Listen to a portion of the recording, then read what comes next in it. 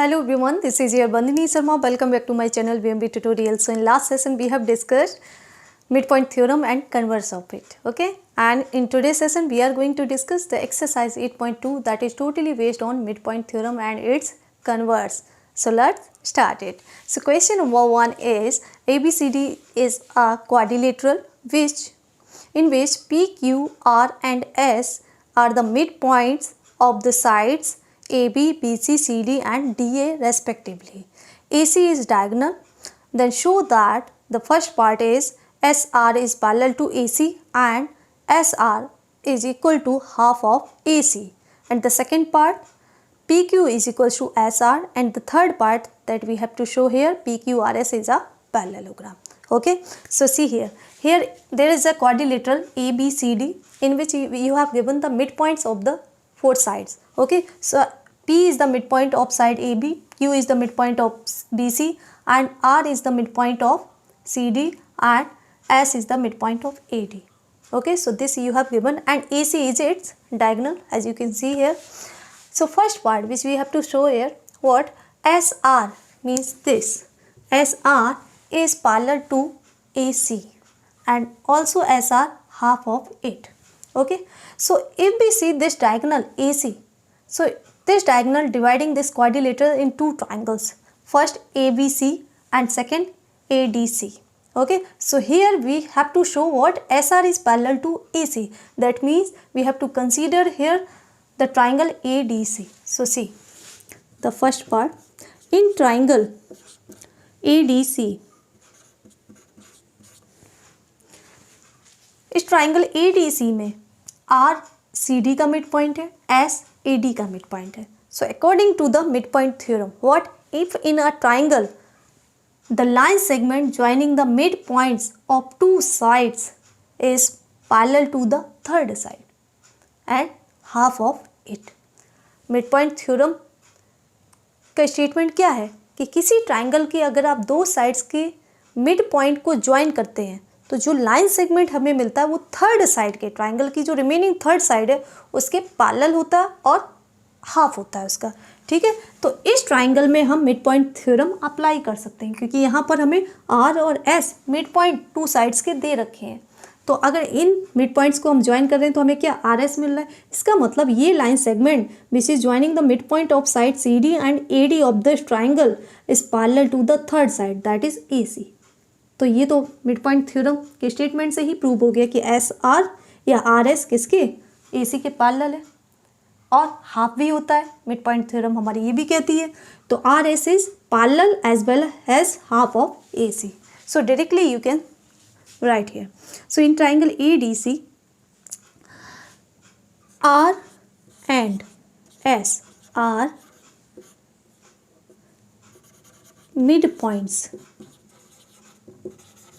midpoints of side. R is midpoint of CD and AD respectively. Okay, क्योंकि यहाँ पर हमने R लिखा है तो R CD का है और S AD का मिड पॉइंट है. Okay, so by mid point theorem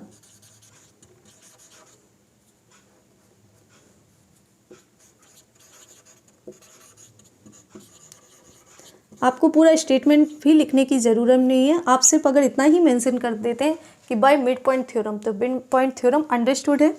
ठीक है, by mid point theorem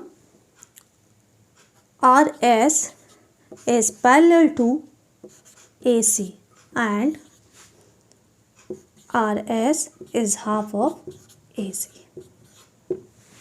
okay, अगर हमने सिर्फ इतना लिख दिया बाय मिड पॉइंट थ्योरम, इसका मतलब line segment joining the midpoints of two side of a triangle is parallel to the third side and half of the third side.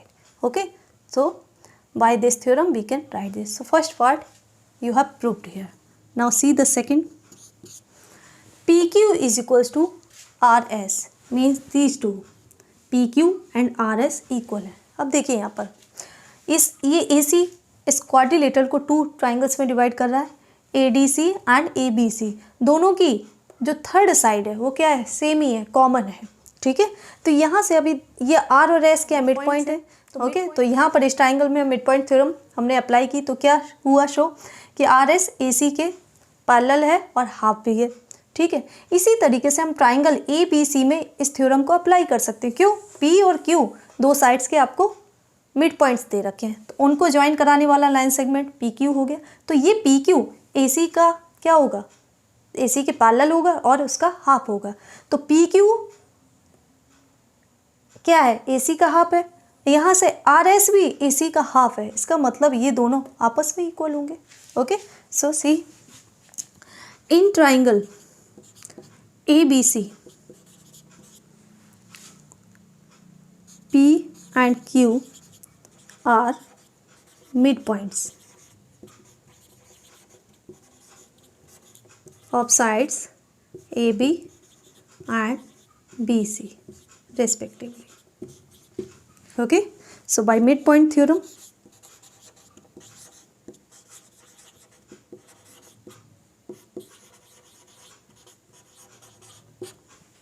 PQ is parallel to AC and PQ is equals to half of AC. Okay अगर इस equation को हम 1 देते हैं और इस equation को 2 देते हैं, ठीक है, तो देखिए half of A C half of A C, R S भी हाफ है ए सी का, पी क्यू भी हाफ है, इसका मतलब ये हाफ पार्ट्स भी क्या होंगे? इक्वल होंगे। So right from 1 and 2, from 1 and 2 क्या निकल के आ रहा है कि आर एस ए सी के पैरेलल है और पी क्यू भी ए सी के पैरेलल है। इसका मतलब P Q is parallel to R S and P Q is equals to R S. तो सेकेंड पार्ट आपका क्या है कि पी क्यू आर एस के इक्वल है, ये प्रूव हो गया। थर्ड पार्ट देखिए P Q R S is a parallelogram. P Q R S क्या है? पैरेललोग्राम है, ठीक है। तो देखिए पी क्यू आर एस आपका एक क्वाड्रिलेटरल है, ये क्लियर है। अभी हमने यहाँ प्रूव क्या किया थर्ड पार्ट में कि क्या है? पी क्यू आर एस के पैरेलल भी है और इक्वल भी है। तो किसी क्वाड्रिलेटरल में अगर एक पेयर साइड्स का ऑपोजिट साइड्स का पैरेलल है, इक्वल है, तो वो क्वाड्रिलेटरल आपका अपने आप पैरेललोग्राम हो जाता है automatically. Okay so see the third part. Since P Q is equals to since PQ is parallel to RS and PQ is equals to RS. So PQRS is a parallelogram. Why? Because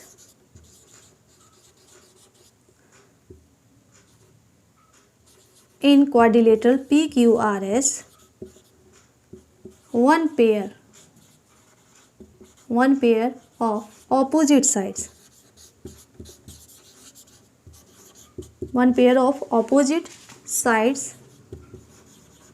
are parallel and equal. Okay इस quadrilateral में opposite sides का एक pair आपका parallel भी है और equal भी है, इसलिए ये क्वाड्रिलेटरल आपका क्या हो जाएगा? पैरेललोग्राम होगा। Okay so this is how we have to solve the question number 1. Now see question number 2. ABCD is a rhombus and PQ, R and S are the midpoints of the sides AB, BC, CD and DA respectively. Show that the quadrilateral PQRS is a rectangle. Okay. So in this question you have given a quadrilateral that is rhombus, means all the four sides of this quadrilateral are equal. So ABCD is a rhombus and PQ, R and S, these are the midpoints of sides AB, BC, CD and AD respectively. Okay, so this much you have given. And what we have to show, if we join these midpoints, we are getting a quadrilateral PQRS that we have to show as rectangle. Okay, तो rectangle show करने के लिए P Q R S को अगर हमें rectangle show करना है, इसका मतलब हमें क्या शो करना पड़ेगा यहाँ पर कि पी क्यू आर एस की ऑपोजिट साइड्स क्या होंगी, इक्वल होनी चाहिए। और एक एंगल अगर राइट एंगल है तो ये आपका रेक्टेंगल हो जाएगा। Okay, since here you have given the midpoints of sides, okay, so if we join this diagonal AC, if we draw this diagonal AC, so this diagonal dividing this rhombus in two triangles, one is ADC and ABC. So here we can use midpoint theorem because there is a big hint here. What? Here we have given midpoints of the sides, and if you draw the diagonal, so it divides this rhombus in two triangles.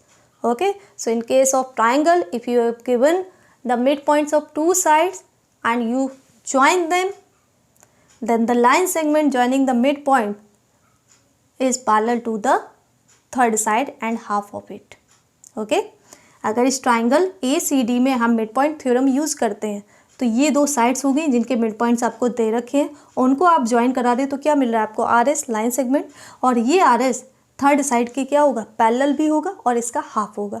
इसी तरीके से अगर हम ABC में mid point theorem को apply करें तो यहाँ पर भी ABC की ये दो साइड्स हैं BC और AB, इनके मिड पॉइंट्स आपको दे रखे हैं PQ, उनको जब आपने ज्वाइन कराया तो आपको लाइन सेगमेंट PQ मिल रहा है। इसका मतलब ये line segment PQ AC means third side के पैरेलल होगा और हाफ होगा। ठीक है, अब दोनों ही साइड्स इस कॉमन साइड के पैरेलल और हाफ है, इसका मतलब ये दोनों साइड्स आपस में पैरेलल होंगी और इक्वल होंगी। ठीक है, तो अब देखिए इस क्वाड्रिलेटरल PQRS में आपने एक पेयर ऑपोजिट साइड का अगर ये शो कर दिया कि पैरेलल है और इक्वल है तो ये क्वाड्रिलेटरल PQRS आपका क्या हो जाएगा, पैरेललोग्राम हो जाएगा। और पैरेललोग्राम की ऑपोजिट साइड्स क्या होती हैं, इक्वल होती हैं, तो ये ऑटोमेटिकली प्रूफ हो गया कि ऑपोजिट साइड्स क्या हैं, इक्वल है। नेक्स्ट थिंग हमें क्या प्रूव करनी है कि एक कोई भी एंगल अगर राइट एंगल प्रूव कर देते हैं तो आपका पैरेललोग्राम रेक्टेंगल हो जाता है। ठीक है, तो देखिए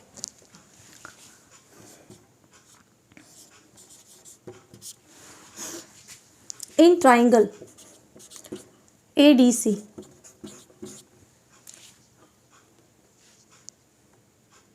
R and S are midpoints of sides CD and AD respectively. Okay, इस ट्राइंगल में R और S क्या हैं, इन दो साइड्स के मिड पॉइंट दे रखे। दैट मीन्स व्हाट, RS अगर इन दोनों पॉइंट मिड पॉइंट्स को आप ज्वाइन करें तो एक लाइन सेगमेंट RS मिल रहा है, तो RS इस थर्ड साइड AC के क्या होगा, पैरेलल होगा एंड क्या होगा, हाफ होगा by mid point theorem.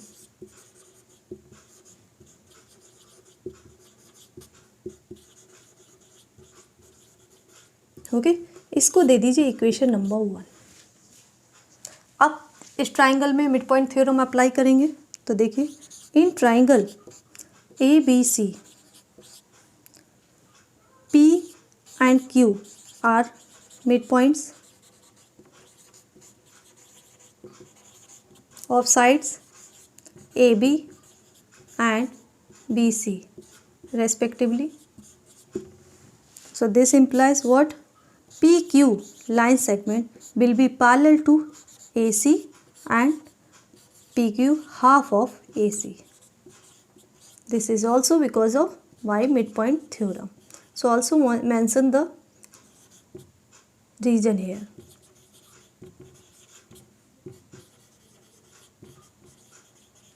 Okay, name this as equation number 2.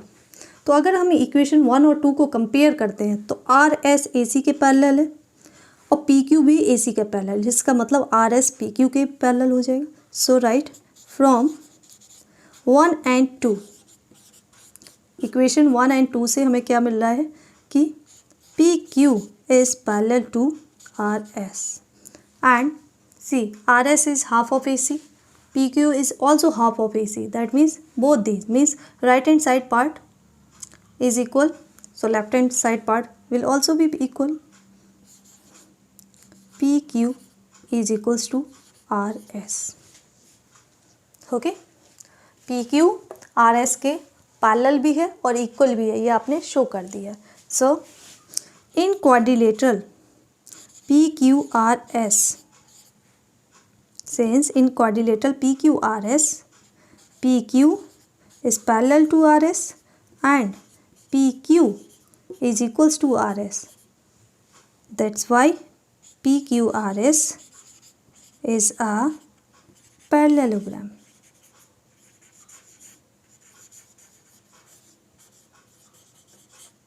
Okay, हमने क्या शो कर दिया, PQRS क्या है, एक पैरेललोग्राम है, क्योंकि इसमें आपने एक पेयर अपोजिट साइड का पैरेलल और इक्वल शो कर दिया। तो किसी क्वाड्रिलेटरल में अगर साइड्स का एक पेयर पैरेलल और इक्वल होता है तो वो क्वाड्रिलेटरल ऑटोमेटिकली पैरेललोग्राम होता है। ओके, अब देखिए, तो इसका मतलब इस पैरेललोग्राम की opposite sides means remaining opposite sides भी क्या होंगी, इक्वल होंगी। P S will equal to Q R and as well as parallel. So okay, P Q R S is a parallelogram. So it implies what? PS is equal to QR and PS is also parallel to QR. अब देखिए, अब हमें prove क्या करना है कि कोई भी एक एंगल इन चारों में से, मीन्स P भी हो सकता है, Q भी हो सकता है, R भी हो सकता है, S भी। हमें पता है कि रेक्टेंगल के चारों एंगल्स क्या होते हैं, 4 एंगल्स आर राइट एंगल। तो अगर उनमें से एक भी, और रेक्टेंगल आपका क्या है, पैरेललोग्राम भी है, ठीक है, ऑपोजिट साइड्स क्या हैं, पैरेलल हैं, तो अगर इन चारों में से एक एंगल भी अगर हम राइट एंगल प्रूव करते हैं तो remaining 3 will automatically be right angle. बाकी के 3 क्या है, अपने आप राइट एंगल हो जाएंगे। क्यों? क्योंकि ये क्या है, पैरेलल लाइंस, उनके लिए ये क्या है, ट्रांसवर्सल। तो एक 90 है तो दूसरा भी क्या होगा, 90 होगा। अब ये दोनों आपस में पहले, तो एक 90 है तो दूसरा क्या हो जाएगा, 90 हो जाएगा। तो सिर्फ हमें यहाँ पर एक एंगल राइट एंगल शो करने की ज़रूरत है। तो देखिए, यहाँ पर अगर हम ट्राइंगल, इस पॉइंट को सपोज नेम दे रहे हैं टी। अगर हम इन दो triangle R T C and Q T C को देखें तो देखिए, आर सी किसके इक्वल है, आर डी के, और सी क्यू किसके इक्वल है, क्यू बी के। क्यों? पी और क्यू क्या है, मिड पॉइंट्स है। और ये quadrilateral A B C D क्या आपको दे रखा है, रोम्बस दे रखा है। मीन्स सारी साइड, चारों साइड्स क्या है, आपस में इक्वल है। इसका मतलब सी डी किसके, बी सी के इक्वल है। तो इनका जो हाफ होगा वो भी क्या होगा, इक्वल होगा। तो R C is half of C D and C Q is half of B C. तो ये दोनों पार्ट क्या होंगे, आपस में इक्वल होंगे। और ये साइड आपकी क्या होगी, कॉमन है, ठीक है। और हमें ये भी पता है in a rhombus if you draw the diagonals, so diagonals bisects opposite angles. अगर हम इस AC को, ये रोम्बस है ABCD, और AC को अगर ड्रॉ करते हैं तो AC डायगोनल इन ऑपोजिट एंगल्स को इक्वल पार्ट में डिवाइड करता है, ठीक है। इसका मतलब RCT will equal to angle QCT। ये दोनों एंगल्स क्या होंगे, इक्वल होंगे। अब देखिए, इन दोनों ट्राइंगल में RC CQ के इक्वल है और एक साइड CT कॉमन हो गई और ये दोनों एंगल्स आपके इक्वल हो गए। So by side angle side ये दोनों ट्राइंगल्स कैसे होंगे, कॉन्ग्रुएंट होंगे। तो करस्पॉन्डिंग पार्ट्स भी क्या होंगे, इक्वल होंगे। मीन्स ये पार्ट्स क्या होंगे, इक्वल होंगे। और यहाँ पर आप देख रहे हैं RTQ क्या है, लाइन है। तो ये दोनों एडजेसेंट एंगल्स क्या आपके बनाएंगे, लीनियर पेयर। तो इनका सम क्या होगा, 180। Since 2 angles are equal, so it means each angle will be of right angle, means 90 degree. तो यहाँ से क्या आ जाएगा, ये 90 डिग्री। ओके, अब देखिए यहाँ पर ये एंगल और ये एंगल क्या है, वर्टिकली ऑपोजिट। तो ये 90 है तो ये भी 90 होगा। ओके, अब देखिए AC PQ के पैरेलल है, तो ये दोनों एंगल्स क्या है, करस्पॉन्डिंग पोजीशन पर है। तो ये क्या हो गया आपके करस्पॉन्डिंग एंगल। तो ये एंगल 90 का, तो ये भी क्या हो जाएगा, 90 डिग्री का। तो इस तरीके से हम एंगल Q को क्या शो कर रहे हैं, राइट एंगल। एक एंगल 90 का तो बाकी रिमेनिंग भी राइट एंगल हो जाएंगे। तो देखिए लिखना कैसे आपको, in triangle RTC and triangle QTC, since CD is equals to BC, that means half of CD will equal to half of BC. So it implies what? RC is equals to QC. Okay, RC equals to QC.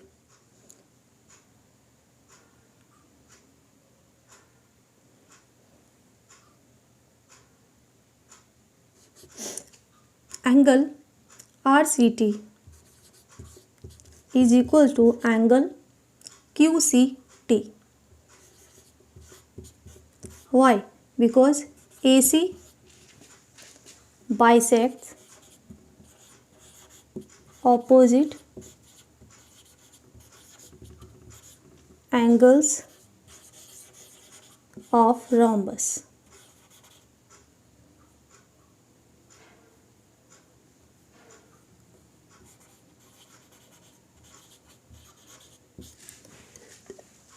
Okay, यहाँ AC क्या है? इस rhombus का diagonal है और diagonal rhombus के case में opposite angles को बाइसेक्ट कर रहा है, तो वहाँ से हम ये चीज़ लिख रहे हैं. And one more part that is common, CT is equals to CT common. Okay, so therefore triangle RTC is congruent to triangle QTC. Okay, ये दोनों ट्राइंगल आपने कैसे कॉन्ग्रुएंट प्रूव कर दिए? By SAS congruency rule. Okay, तो इनकी जो remaining part है मीन्स एंगल CTR और you can say RTC is equals to angle QTC by CPCT. ये दोनों एंगल CPCT से इक्वल हो जाएंगे. Since RTQ is a line, so angle RTC plus angle QTC 180. Why? Linear pair. Linear pair form कर रहे हैं इसलिए इनका सम क्या होगा? 180 होगा. दोनों ही एंगल्स क्या हैं? इक्वल हैं. अभी हमने CPCT से प्रूव किया. So we can write twice of angle QTC. Twice of angle QTC is 180. That means angle QTC is equal to 90 degree. Okay, QTC 90 degree आ गया. अब angle QTC, since QTC is equal to RTA, angle RTA. ये QTC आपका किसके equal है? RTA का. Bye क्यों? Vertically opposite angles. Okay, and angle RTA is equals to angle RQP. ये दोनों एंगल्स की बात कर रहे हैं हम. ये दोनों RTA एंड RQP, ये दोनों क्या है? करस्पॉन्डिंग एंगल है.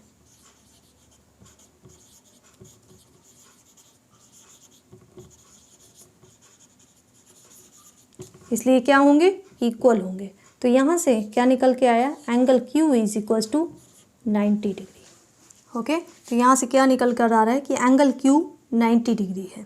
ठीक है, RTA किसके इक्वल है? RQP के. तो RTA आपका 90 डिग्री का है, तो RQP भी क्या होगा? 90 होगा. या RQP को हम सिंपली क्या लिख सकते हैं? Angle Q is 90 degree.